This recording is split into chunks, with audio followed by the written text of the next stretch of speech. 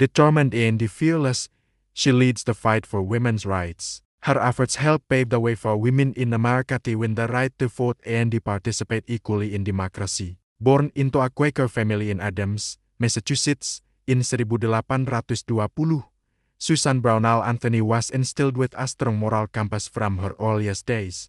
Her parents, Daniel and Lucy, were staunch abolitionists and temperance advocates, believing in the inherent equality of all people, regardless of race or gender. This progressive upbringing in a household that valued social justice, education, and self-reliance profoundly shaped her worldview. From a young age, she witnessed men and women gathering in her family as home to discuss and strategize against the great social evils of the day, most notably slavery. This environment nurtured in her a deep-seated conviction that she had a duty to fight against injustice wherever she saw it.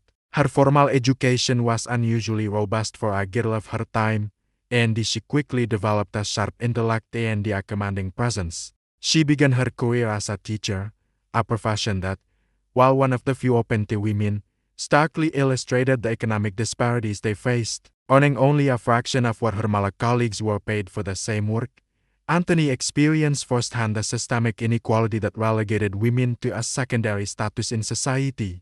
This personal injustice fueled her growing resolve to dedicate her life not just to one cause, but to the overarching principle of universal equality. Her journey into activism began in earnest with the temperance movement, where she campaigned against the destructive effects of alcohol on families. However, she quickly encountered a significant barrier.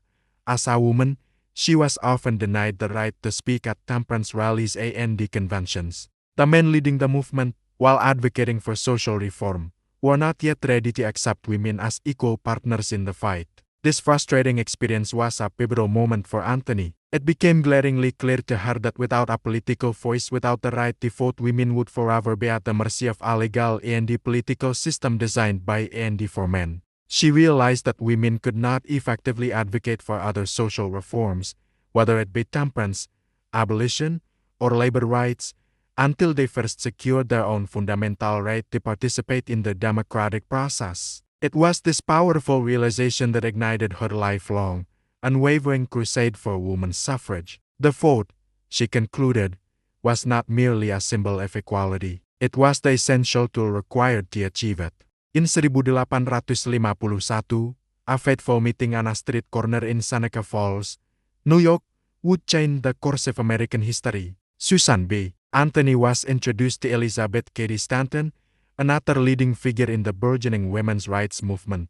Their connection was immediate and profound, marking the beginning of one of the most significant and productive partnerships in the history of social reform. While their personalities were different, Stanton was the brilliant writer, philosopher, and the mother of a large family, while Anthony was the unmarried, tireless organizer and the public face of the movement. Their skills were perfectly complementary. Together, they formed an indomitable team. Stanton would often craft the eloquent speeches, petitions, and the articles from her home, while Anthony, the Napoleon of the movement, would take to the road. She traveled relentlessly across the country by train, wagon, and the sleigh, delivering fiery speeches, organizing campaigns, and gathering signatures for petitions, often in the face of hostile crowds and the severe weather. Their collaboration was built on a shared vision and mutual respect, allowing them to sustain their fight through decades of setbacks,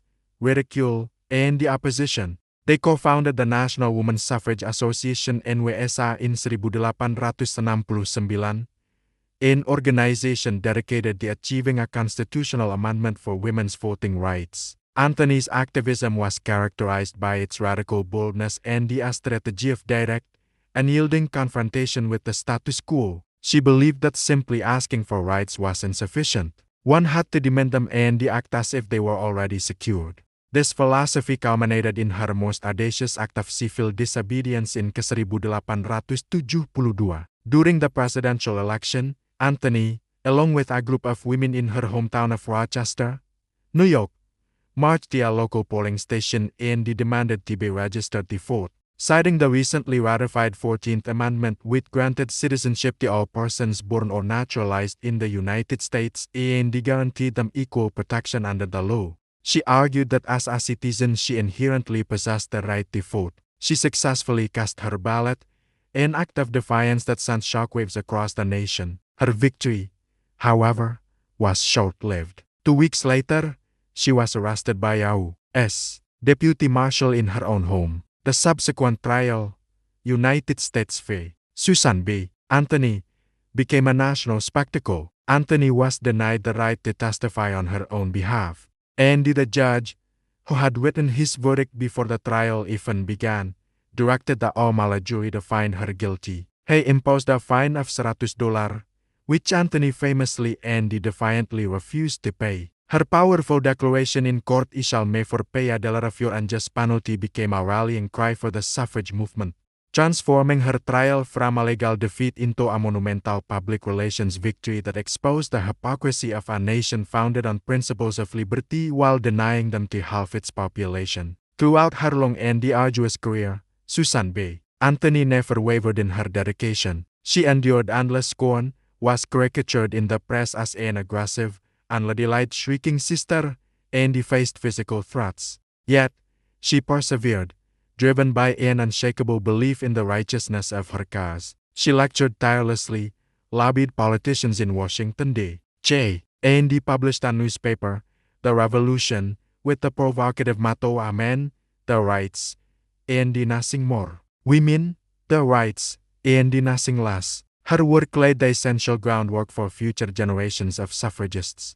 She helped unify the fractured women's rights movement, mentored younger activists like Carrie Chapman Catt, and ensured that the fight for suffrage remained at the forefront of the national political conversation. Though she did not live to see her dream fully realized, her spirit and strategy were instrumental in the final push for the vote. When she died in 1906, only 4 states had granted women full suffrage. However, her decades of relentless agitation had irrevocably shifted public opinion and the political will. Her efforts helped pave the way for women in America to win the right to vote and to participate equally in democracy.